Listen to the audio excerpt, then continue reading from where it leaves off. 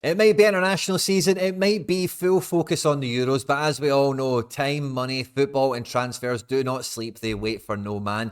And Aston Villa and Unai Emery have wasted no time at all in this transfer window. They've got to get this squad Champions League ready, as well as maintain the competitive strength that they showed this season in the Premier League. And their squad coming into this summer had a lot of quality, a lot of high-end players in it, but with some glaring holes in the depth. There's been a lot of work at foot to be done here at the Villa Park side, and we've seen some big name outgoings and incomings. And Aston Villa have completed a couple of transfers with the same clubs that have totally rebalanced their squad, and already we're not even into July. And I think when we look at the squad, you'll see that Aston Villa they mean business, and there's still a long way to go in this transfer window, because you do feel that there's a huge degree of 4D chess getting played at Villa Park. And yeah, a lot of the moves are doing to now strengthen them, make them a lot more attractive in terms of coming into this season here, but they're not done yet.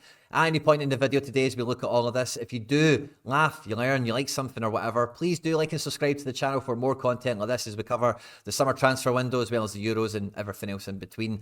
Get into the comment section on this one and let me know, what do you think about these series of transfers with Chelsea, Everton and Juventus? I'm looking for 3 W's, 3 L's, or a mixture of in between, and feel free to leave any explanations or descriptions that you want to drop in there. And yeah, let's just get stuck straight into it.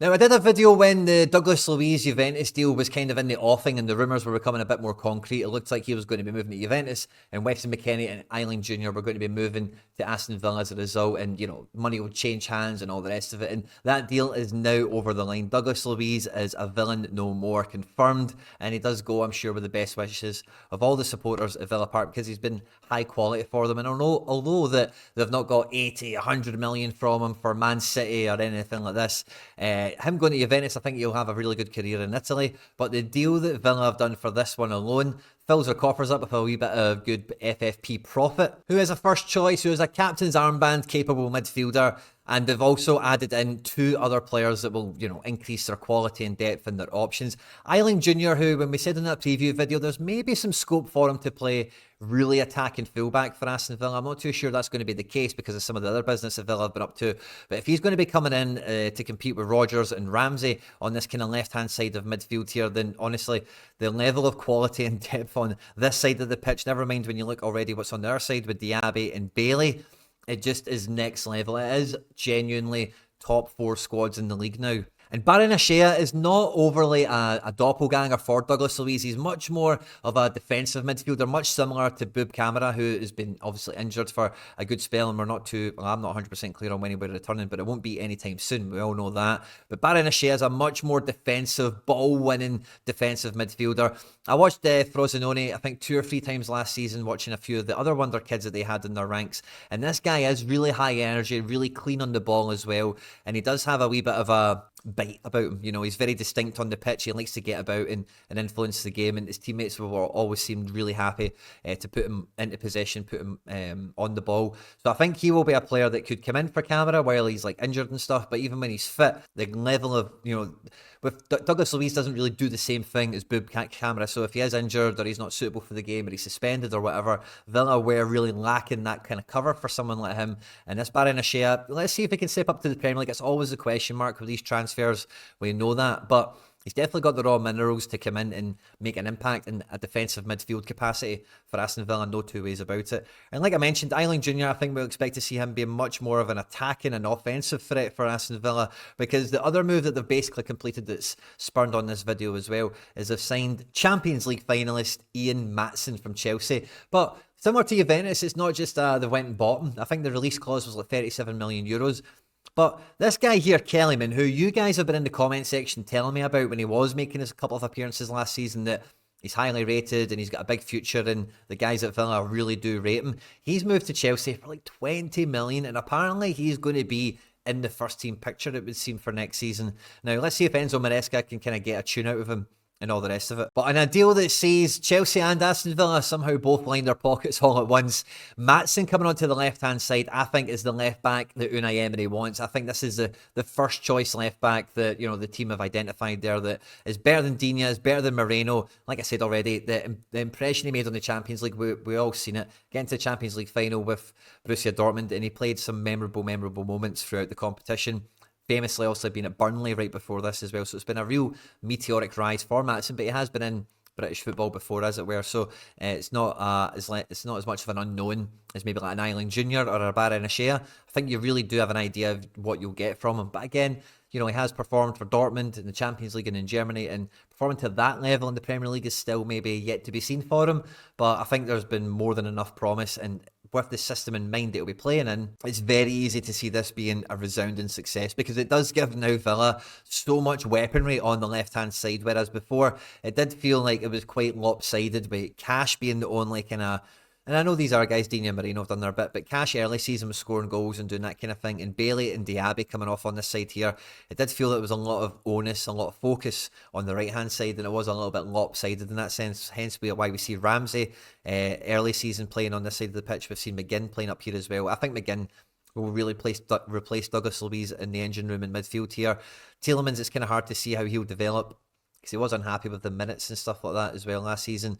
And, towards the end of the year, we did see Diaby playing off of Watkins a little bit more. So there's maybe one space left in there. But then the transfer of Irabunum, if that's how you say it, I know it's a silent G. I've seen his unveiling video at Everton. He's went to Everton for like £8 or £10 million. And Aston Villa have brought in Lewis Dobbin from Everton. And I kind of, again, not really a swap deal, kind of like a double transfer again, where they're both paying money for players to help their FFP out or whatever. And Dobbin doesn't have that much top-end elite, stuff to kind of go on, statistics and track record and whatever. But from what we see from his time in like League One and in like Youth Premier League or whatever, this is an attacker that likes to run the channels, likes to have space to run and move into. And I don't think he's coming in to compete on these edges of the team here, outside with Bailey and Diaby, or even Rodgers and Iling Junior or whatever. I think this guy's meant to be the protege of Watkins. I think this might be the closest Aston Villa have had to like a doppelganger for Watkins if he is going to get rested or rotated, whatever it might be. Much more than John Duran, who seems to be on his way out the door as well. Now, once we take out John Duran, the only other player that I've seen credible links for that might be leaving Aston Villa to further compound this 4D chess of bringing in transfer fees to help, the reshape of the squad, as it were, is potentially Matty Cash, who's apparently taken interest up from Aston Villa, from Inter Milan and AC Milan, I beg your pardon. And I think that this move would make a lot of sense, because if you were to sell Cash, again, you've got this nice balance of left and right with all three of these left backs and Iling Junior on this side of the pitch, and then you've got potentially the likes of Diaby and Bailey, Konsa, depending on how you want to shape this out, to be featuring on the right wing a little bit more. Ramsey potentially also. But there's another couple of transfers that are still kind of, in the background, that are just about to happen or could happen for Aston Villa.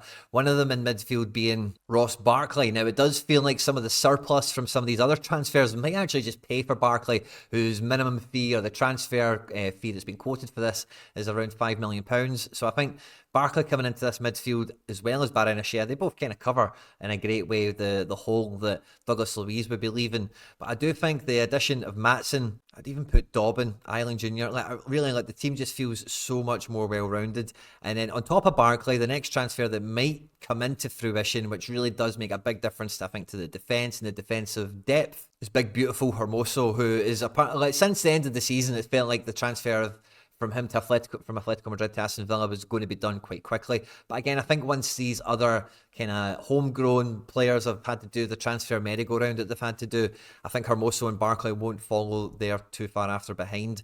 And I really do feel that this does open up Aston Villa to so many different tactical shapes and combinations of players, depending on the opponent, how many games they're playing per week, who's fit and available, and maybe with a couple of other transfers depending on how they work out, there probably still is a space or two on this side of the pitch here, which is why I don't think that Aston Villa are going to be done yet, especially if they get good money for Cash and Duran. That's money that they can quickly flip and turn around. And I'm not talking about Barkley or Hermoso. I think both these guys will be quite nominally priced in the grand scheme of things. But another player on the right hand side to maybe just fill a bit of a gap here for Konsa as a right back potentially, or maybe even just another Iling Junior type, somebody that can do both sides of the game Could be an attacking right mid winger type guy, or could be a right back, similar to Maatsen, really. I could see that kind of thing happening, because with the strength of centre backs, a fit and available Mings, with the regular back three, lopsided back four that we seen last year, like, really two to a man, two to a spot here. Like, Villa are doing really, really well. There is maybe just a little bit more space for one more person to come in and just give a bit more depth now on this side of the pitch if Cash is to leave. But look, this is a team now that you can easily look at and go, really, regardless of the Champions League draw, unless it was absolutely brutal, it was like Newcastle United level, for example, you could see this team getting a really good Champions League campaign under their belt. 4 home games, 4 away games, 8 completely different opponents is the way it's going to shake out. And really, like, for so many clubs, that's like the nice to have. The first time you qualify for the Champions League, it's like, let's just go and have fun and give the fans some memories and see how well we do, and then consolidate and readjust from there. But this team also is going to be wildly competitive and extremely hard to deal with and break down all season long in the Premier League as well, to a very, very high level across all the positions here. So, this is definitely a to be continued video. This is the second Villa video we've done in the transfer window already, and I don't think it's going to slow down anytime soon. If anything, I think once we get that deadline into July 1st, we might see some more kind of big European kind of style transfers perhaps going on. And one transfer rumour that came up right before I started recording this video is that Aston Villa might be interested in Real Sociedad's Brais Mendes. Now, I do think Brais Mendes would be a perfect signing for Aston Villa, and I really do think in a huge way he would make this team a lot better. I think he could play a number of different positions. He's a very feisty midfielder. He's not scared of getting a booking. He's not scared of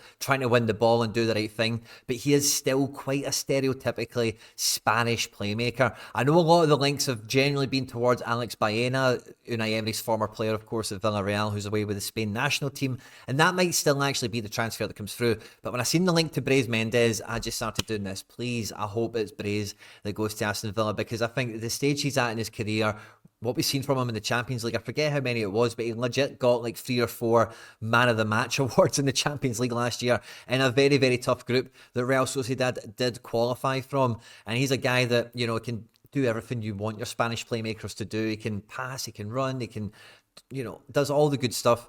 And as a guy that in this, box midfield, maybe even in a more traditional 4-2-3-1 for Aston Villa in the Premier League, I would have full confidence it would actually deliver for them. So maybe, and again, with his kind of tendencies, he does kind of sit in this zone of the pitch, whereas Alex Baena has maybe been a little bit more on the left-hand side in the same kind of pocket, mirror image style.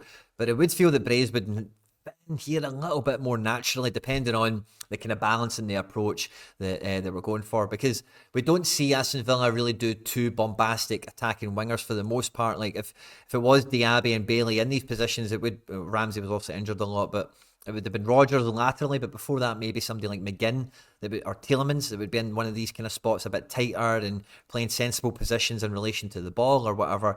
And if they still wanted to do that, but now they've got Rodgers on the left, they've got Iling Jr. on the left, they've got Maatsen on the left, then they need a guy on the right-hand side that can do this. And I know McGinn has played right, Ramsey could do the same, I'm sure, but Brais would be apex to do this as well. And I think last year when I started kind of following Aston Villa's transfer activity, I was hoping for, or I was expecting a bit more of this level of activity from Unai Emery and Monchi, how they love to wheel and deal throughout the market and really get the best pieces to enhance their squad Moneyball style that they possibly can. So it's great to see that they're using the Premier League. It's great to see that they're using their Champions League status and clout to really just go around European football and make the moves that they want or need to make. And yeah, again, really exciting team to watch. Last summer transfer window, we've seen how well they did in the league as a result. And this year, again, it's definitely not dull, is it? I'm sure it's going to be another great season ahead for Villa. Let me know in the comment section what you think of all these transfers, W's and L's and all that good stuff on screen. And now some other stuff that I've made that YouTube thinks you might enjoy. I hope you enjoyed this one. Don't forget to hit the subscribe button,